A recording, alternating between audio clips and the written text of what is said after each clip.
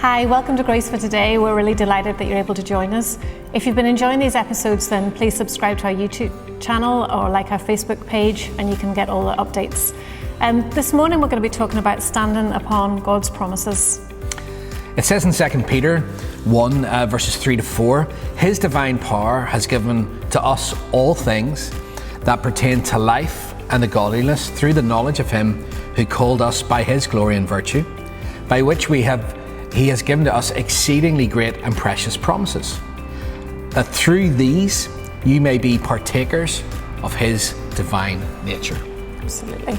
And over the last number of days we have been talking about God's power. I know yesterday we were saying that it's not what the world thinks of as power, where Andrew was talking about how strong and manly he was. But we were talking about how it's not about brute force, it's not about a strength as we see, but actually God's power is divine.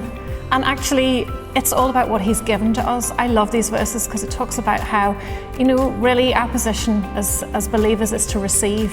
So much out there in the world today is about what people need to do for God in order to receive anything from Him. It's all about performance. It's all about keeping God happy. Then hopefully we'll be blessed if we're obedient. And actually that's not the heart of a father. A father's heart is to give, is to pour out, is to lavish upon his children. And this is what we read in these verses today, that his divine power has given to us all things that pertain to life. He's given us everything that pertains to life. Isn't that incredible?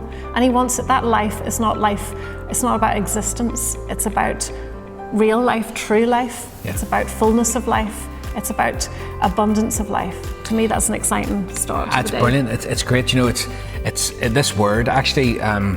We were talking about it last week on Sunday morning.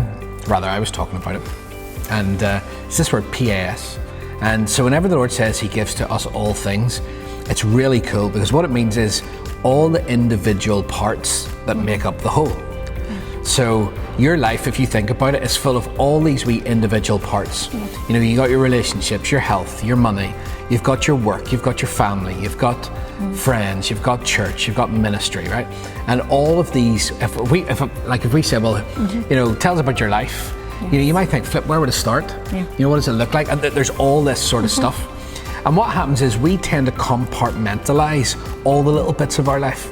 We tend to put one thing in a wee box here, one thing like, God, I'm happy for you to be in this wee box, but this one not so much. And actually, what this verse says is, in everything stand on the promise of God, because in all things, in every bit of your life, nothing excluded, He has given you power.